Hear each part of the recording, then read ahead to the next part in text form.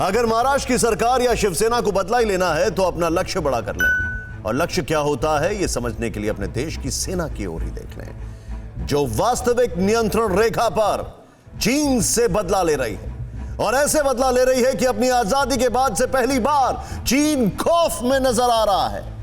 अब इस खबर की ओर बढ़ते हैं। हिंदुस्तान की इस वक्त की सबसे बड़ी फिक्र, सबसे बड़ी खबर की तरफ, इतनी बड़ी कि अगले 13 घंटे में चीन टेंशन में आ सकता है और पाकिस्तान बौखला सकता है। हिंदुस्तान के दोनों दुश्मन को अभी से समझ नहीं आ रहा है कि करें तो क्या करें। चीन सोच रहा है कि एलएसी पर खुद को बचाए कैसे, पाकिस्तान सोच रहा है एलओसी पर भारत को रोके कैसे, क्योंकि 13 घंटे में एक बार फिर भारत अपना दम दिखाने वाला है। हिंदुस्तान का आसमानी योद्धा राफेल कल सुबह 10 बजे अंबाला एयरबेस पर भारतीय वायुसेना में शामिल होने जा रहा है। यह कार्यक्रम इतना बड़ा होगा कि खुद रक्षा मंत्री राजनाथ सिंह और फ्रांस की रक्षा मंत्री फ्लोरेंस पार्ले अंबाला एयरबेस पर मौजूद रहेंगे। यही नहीं, समारोह में CDS Bipin Rawat, air chief marshal Bhadauria और सेना के टॉप ऑफिसर भी ऐतिहासिक पल के गवाह बनेंगे। कल अंबाला एयरफोर्स स्टेशन में एक मेगा कार्यक्रम भी आयोजित होगा।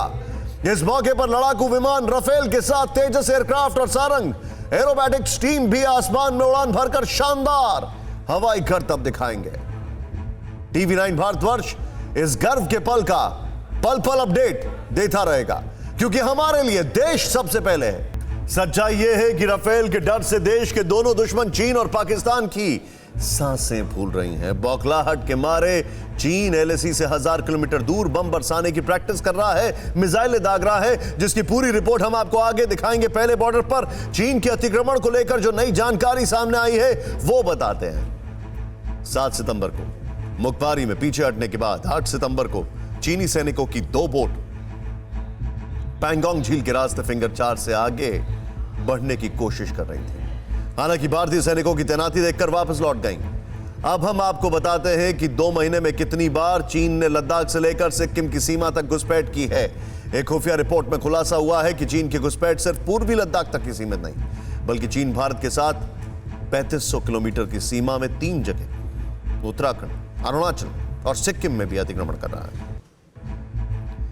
रिपोर्ट के मुताबिक पीएलए जुलाई के महीने में 2 बार अरुणाचल प्रदेश की सीमा में घुसी। एक मौके पर तो चीनी सेना ओंजा जिले में 26 किलोमीटर अंदर तक घुस आई थी और 3 से 4 दिन तक कैंप स्थापित करके रुकी थी। वहीं दूसरे मौके पर पीएलए अरुणाचल के हदीगरा पास तक 40 किलोमीटर अंदर आ गई थी। हालांकि बाद में उसे लौटना पड़ा।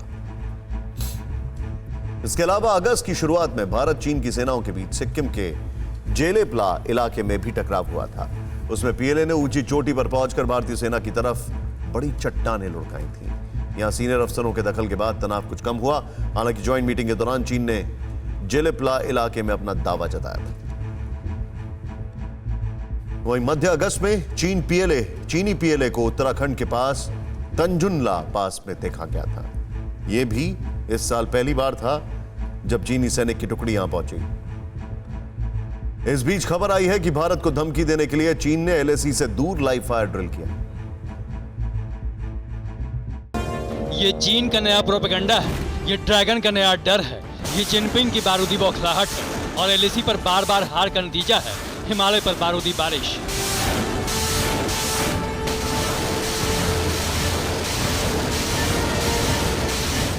दस दिनों में 4 बार पैंगोंग में मात खाने के बाद महाशक्ति का दंभ भरने वाले चीन की हिम्मत डोलने लगी है।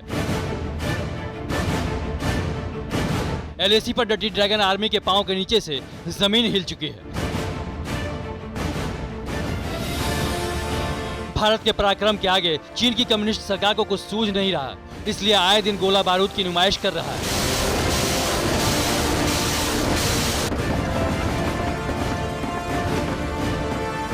मिसाइल और बमवर्षक विमान दिखाकर दुनिया को डराना चाहता है चीन।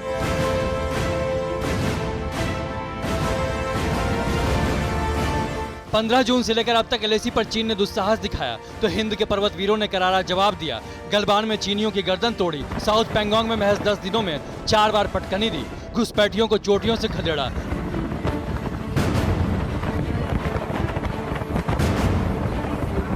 तो लाल सुल्तान को हाथ से तिब्बत जाने का डर सताने लगा।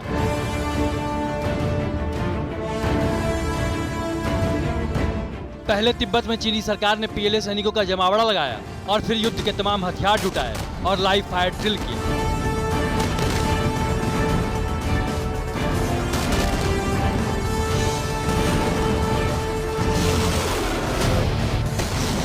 मतलब मार पड़ी लद्दाख में, पिटा भारत से और धमकाने गया तिब्बत को। यही है चीन का असली चरित्र।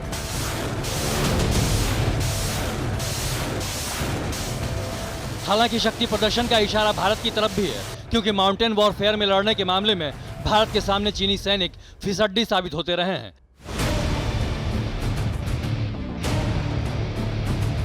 इसीलिए 4,900 मीटर ऊंचे तिब्बत के पठार में लाल सेना का युद्धाभ्यास कराया गया, जिसमें चीनी सैनिकों ने टैंकों से गोले बरसाए और मिसाइलें दागी।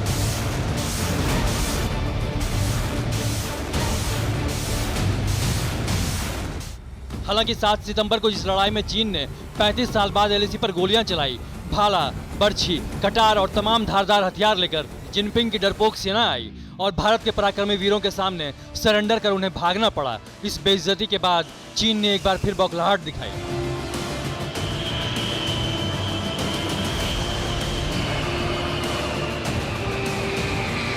इस बार लद्दाख से सटकर चीन के फाइटर जेट नहीं उड़े, बल्कि यहां से करीब 1350 किलोमीटर दूर तिब्बत में चीनी एयरफोर्स ने रियल टाइम वॉर एक्सरसाइज किया, जिसमें परमाणु बम गिराने में सक्षम H-6 लड़ाकू विमानों ने उड़ान भरी और बम बरसाए।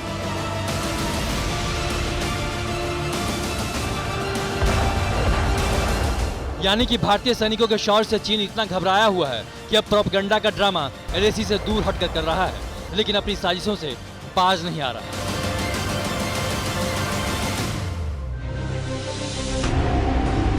सैटेलाइट तस्वीरों में खुलासा हुआ है कि पैंगोंग लेक के उत्तरी किनारे पर फिंगर 4 के इलाके में चीनी सैनिकों ने नया जमावड़ा लगाया है। फिंगर 4 के रिज लाइन पर पीएलए की गतिविधियां भी सैटेलाइट कैमरे में कैद हुई हैं और 7 सितंबर को साउथ पैंगोंग में मुखपरी की चोटी से लौटने के बाद 9 सितंबर की शाम यहां अस्थायी सैन्य कैंप भी देखे गए हैं।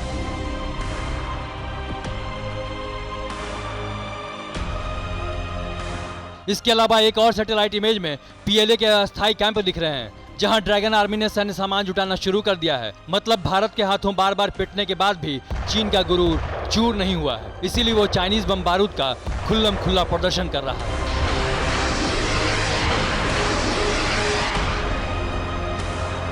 परवाह देश की, सोमवार से शुक्रवार रात 10 बजे TV9 भारतवर्ष पर।